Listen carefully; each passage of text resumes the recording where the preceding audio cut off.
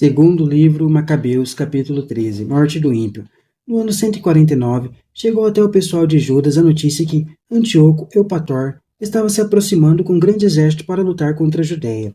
Com ele vinha Lisias, que era o seu tutor e primeiro-ministro. Os dois comandavam um exército grego de 110.000 soldados de infantaria e 5.300 cavaleiros, 22 elefantes e 300 carros armados de foice. Menelau se ajuntou a eles, com muita bajulação, encorajava Antíoco. Ele não estava pensando na pátria, mas em recuperar o poder. O rei dos reis, porém, provocou o ódio de Antíoco contra esse criminoso, quando Lisias mostrou que era Menelau o causador de todas essas desgraças. Então o rei mandou levá-lo para Béria e aí matá-lo, segundo o costume do lugar. Aí existe uma torre de 25 metros de altura, cheia de cinzas, provida de máquina giratória inclinada de todos os lados em direção às cinzas.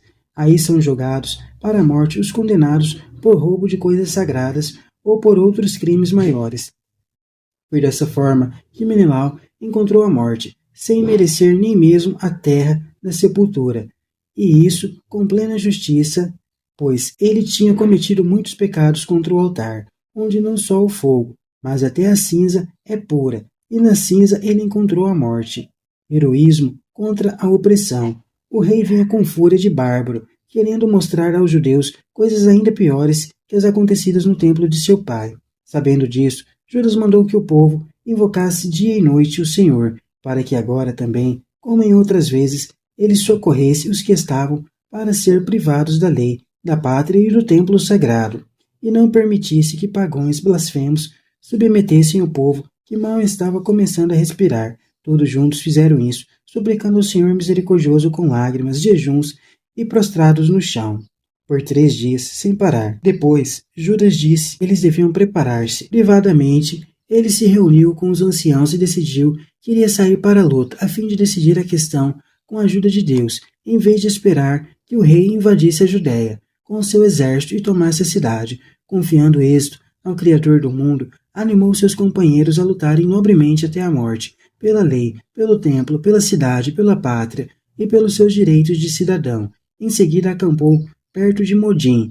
Deu a seus comandados a palavra de ordem. Vitória de Deus. À noite, acompanhado de alguns jovens escolhidos entre os mais valentes, atacou a tenda do rei no seu próprio acampamento. Matou cerca de 2.000 homens e também o maior dos elefantes, juntamente com o soldado que ficava na torrinha, em cima do elefante. Em resumo, encheram de terror e confusão o acampamento deles e saíram bem-sucedidos. Quando o dia já começava a raiar, isso aconteceu por causa da proteção do Senhor, que auxiliou Judas, gordos provisórios.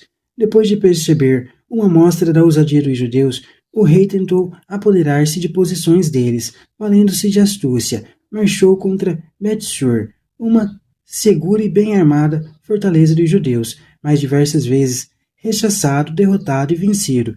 Judas conseguia mandar para os que estavam dentro da fortaleza tudo aquilo que precisavam. Entretanto, um tal Rodoco, das fileiras judaicas, estava passando os segredos de guerra para os inimigos. Ele foi procurado, preso e executado. Pela segunda vez, o rei conferenciou com os que estavam em Bet-sur, ofereceu a paz, aliou-se com eles e se reiterou. Atacou os companheiros de Judas, mas foi derrotado.